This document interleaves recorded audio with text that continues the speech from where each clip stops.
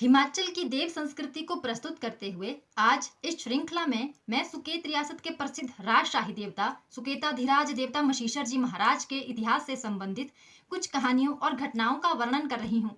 मेरे द्वारा दी गई जानकारी यदि आपको ठीक लगती है तो इसे शेयर करें और मेरे इस प्रयास में यदि मुझसे कोई गलती या त्रुटि होती है तो मुझे क्षमा करें।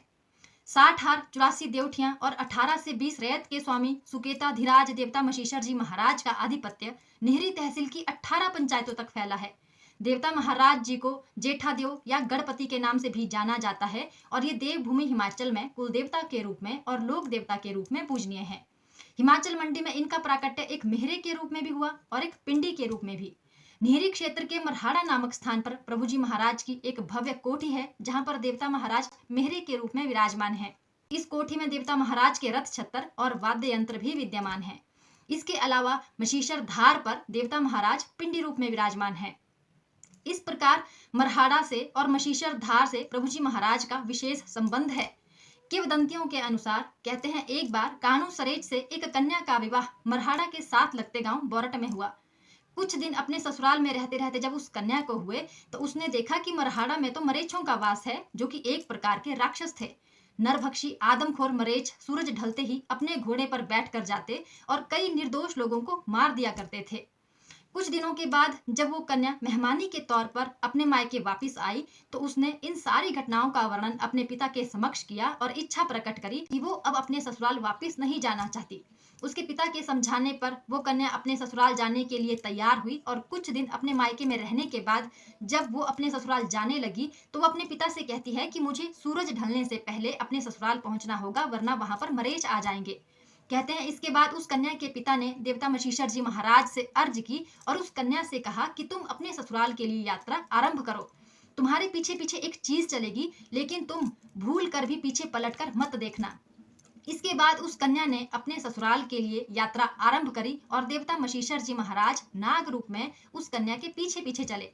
चलते चलते जब वो कन्या जरल पंचायत के गाली नामक स्थान पर पहुंची तो वहां पर उसने विश्राम किया। इसके कारण देवता महाराज जी का जेठा स्थान जरल पंचायत के गाली नामक स्थान पर बना। वर्तमान में प्रभु जी महाराज की एक भव्य कोठी गाली नामक स्थान पर स्थित है। इसके पश्चात कुछ देर विश्राम करने के बाद उस कन्या ने पुनः अपनी यात्रा मरहाड़ा के लिए शुरू करी। मरहाड़ा गांव के समीप जब वो कन्या पहुंची तो उसके मन में ये इच्छा प्रकट हुई कि ना जाने मेरे पिता ने मेरे पीछे कौन सी चीज भेजी है, मैं मुड़ के देखूं तो जरा। और जैसे ही उसने पीछे मुड़कर देखा वहां पर एक सोने की कलगी वाला विशाल गाय नाग उसके पीछे पीछे चला था, जिसे देखकर वो इतना घबरा गई कि उसके प्राण वहीं पर छूट गए। इसके बाद बिना किसी मार्गदर्शन के वो सोने की कलगी वाला नाग 7 दिन तक उसी स्थान पर एक वृक्ष में लिपटा रहा और 7वें दिन मरहाड़ा गांव होकर वो मशीशर धार पहुंचा और वहां पर एक भेखल के वृक्ष में लिपट गया। जनश्रुतियों के आधार पर कहते हैं देवता मशीशर जी महाराज जब नाग रूप में मशीशर धार पहुंचे थे तो वहां पर एक भैंस ने अपने सींगों से उनके ऊपर वार किया था जिससे वो घायल हो गए थे और इसी कारण आज तक उनकी कोठी के आसपास भैंसों को पालना वर्जित है। इस प्रकार सोने की कलगी वाला वो विशाल काय नाग मशीशर धार में एक भेखल के वृक्ष में कई दिनों तक लिपटा रहा और इसके पश्चात वहां से अदृश्य हो गया। और अब समय आता है देवता महाराज जी के प्राकट्य का। देवता महाराज मशीशर धार में पिंडी के रूप में प्रकट हुए। उस समय मशीशर धार का वो स्थान गांव वालों की चरान हुआ करता था। लोग वहां पर अपने पशु चरने के लिए छोड़ा करते थे। उन पशुओं में जो गाय होती थी वो उस भेकल के वृक्ष के समीप जाती और स्वतः ही अपना दूध प्रवाहित करना शुरू कर देती थी। लोग जब अपनी गाय का दूध निकालने लगते तो वो दूध ही नहीं देती थी। अब तो रोज रोज ऐसा होने लगा था। एक दिन कुछ लोगों ने अपने पशुओं की छानबीन करी तो देखा उनकी गाय बारी बारी से भेकल के वृक्ष के समीप जा रही है और स्वतः ही अपना दूध प्रवाहित कर रही है। ये चमत्कार देखकर वो हैरान हुए और थोड़ी ही देर में इस घटना का पता वहां के स्थानीय लोगों को लगा। बहुत से लोग उस स्थान पर एकत्रित हुए और ये चमत्कार अपनी आंखों से देखने लगे। लोगों ने उस भेकल के वृक्ष के समीप खुदाई करना शुरू किया तो उन्हें वहां पर एक पिंडी प्राप्त हुई। इतने में देवता महाराज छाया के रूप में एक व्यक्ति में प्रकट हुए और उन्होंने अपना परिचय देकर बताया कि मैं देवता मशीशर हूँ और मेरा ही प्राकट्य इस स्थान पर हुआ है। सभी लोगों ने हाथ जोड़कर देवता महाराज जी को प्रणाम किया। कालांतर में मशीशर धार में देवता महाराज जी के लिए एक छोटे से मंदिर का निर्माण करवाया गया जिसे देवरा कहते हैं और उनकी आज्ञा अनुसार उनकी दिव्य पिंडी को उनके देवरे में स्थापित किया गया। देवता कमरूनाग जी महाराज द्वारा उन्हें एक सरोवर दिया गया जो कि कभी भी नहीं सूखता है। वहां पर तोगड़ा और धुमरी प्रत्यक्ष रूप में प्रतिपल विराजमान रहते हैं।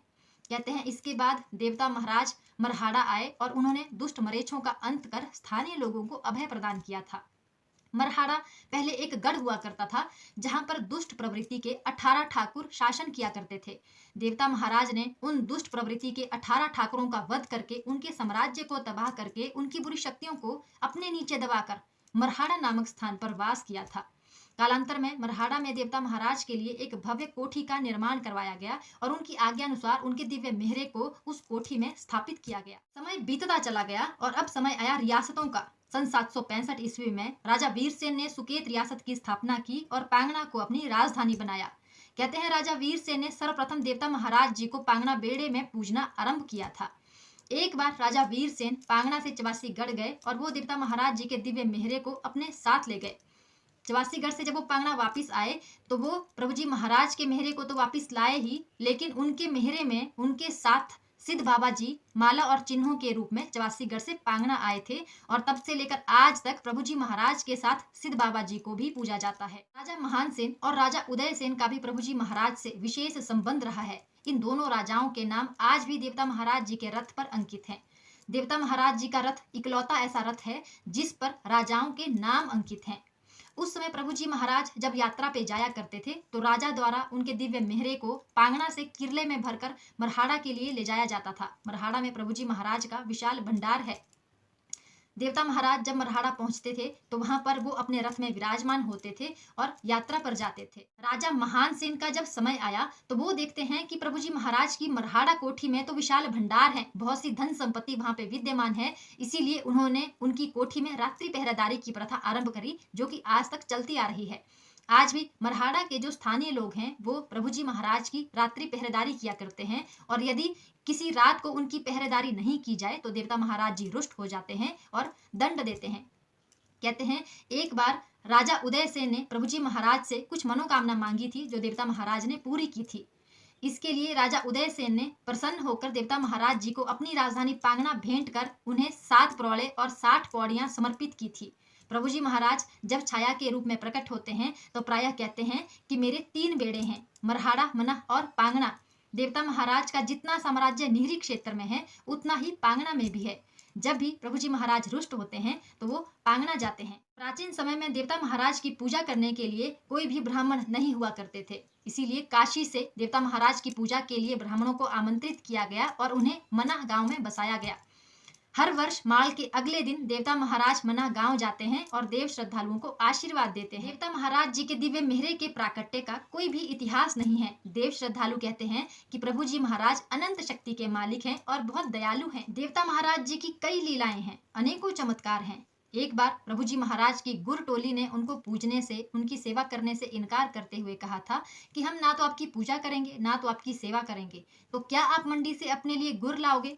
इसके बाद प्रभु जी महाराज ने वास्तव में मंडी रियासत के ठारू गांव से अपने लिए गुर व्यक्ति को नियुक्त किया था और अपने पराक्रम को दिखाया था। ठारू से आए उस टोली के व्यक्ति आज भी मरहाड़ा में निवास कर रहे हैं और उसी टोली के व्यक्ति जो ठारू में रहते हैं वो आज भी देवता महाराज की महिमा के गुणगान गाते हैं। इसके अलावा कहते हैं एक बार देवता महाराज 2 महीने के लिए अपनी हार के फेर पर निकले थे और जब वो अपने स्थान बड़ा गांव पहुंचे तो वहां पर ना तो उनका किसी ने स्वागत किया और ना ही रात के समय देवलुओं के लिए खाने का प्रबंध किया गया।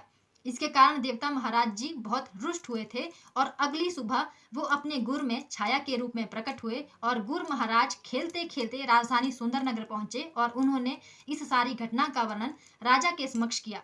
इस पर राजा बहुत क्रोधित हुए और उन्होंने बाड़ा गांव के महर और प्राड़ी गांव के महर को 5-5 रुपए का जुर्माना लगाकर बाड़ा गांव के स्थानीय निवासियों को ये आदेश दिए थे कि जब भी देवता महाराज वहां पर आएंगे तो उनका भव्य स्वागत भी किया जाएगा और रात के समय देवलुओं के लिए खाने पीने का प्रबंध भी किया जाएगा। कहते हैं एक बार देवता महाराज सुकेत मेले में सुंदरनगर गए थे। बहुत से देवता वहां पर पधारे थे। उस समय सुकेत में सूखा पड़ा था तो राजा ने सभी देवताओं से ये विनती करी कि वो बारिश करवा दे। सभी देवता इसमें विफल रहते हैं और देवता मशीशर जी महाराज ने 2.5 घड़ी में बारिश करवा दी थी।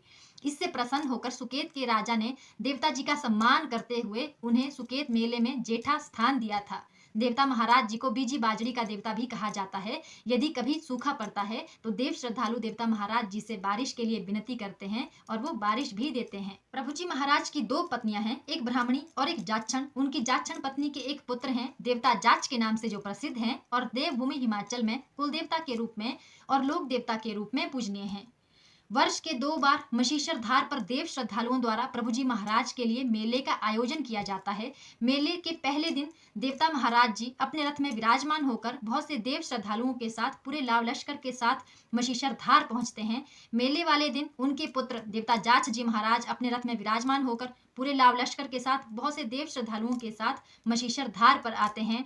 मेले वाले दिन दोनों पिता पुत्र देवताओं का भव्य मिलन होता है, जिसे देखने के लिए दूर दूर से देव श्रद्धालु मशीशर धार पहुंचते हैं और देवता महाराज जी का आशीर्वाद लेकर मेले का आनंद लेकर घर को लौटते हैं। इसके अलावा हर 12 साल बाद देवता महाराज अपनी हार के फेर पर निकलते हैं। इसमें जहां जहां पर भी उनके स्थान हैं वो वहां का भ्रमण करते हैं और देव श्रद्धालुओं को आशीर्वाद देते हैं। सुकेताधिराज देवता मशीशर जी महाराज जब भी अपने रथ में विराजमान होकर कहीं यात्रा पर जाते हैं तो उनके साथ उनकी 2 पत्नियां, 16 कलाएं, 18 बाण, 64 योगिनियां प्रत्यक्ष रूप में साथ चलती हैं। देवता महाराज प्रायः छाया के रूप में प्रकट होकर ये कहते हैं कि वो 16 सुरगणियों के पुत्र हैं। देवता महाराज जी के साथ एक डालू नाम के मरेच भी रहते हैं जो कि बहुत शक्तिशाली हैं। जन श्रुतियों के आधार पर कहते हैं एक बार डालू मरेच को दंड देने के लिए सुकेत के राजा ने पांगना बेड़े में बुलाया था। डालू मरेच पांगना बेड़े के लिए जब आने लगे तो उन्होंने नेहरी से एक विशालकाय देवदार के वृक्ष को जड़ से उखाड़ा और उसका सहारा लेते लेते वो पांगना पहुंचे। राजा ने जब डालू मरेच को देखा तो वो बहुत हैरान हुए और उनसे पूछने लगे कि तुम कौन हो। डालू मरेच ने कहा कि मैं एक मरेच हूँ।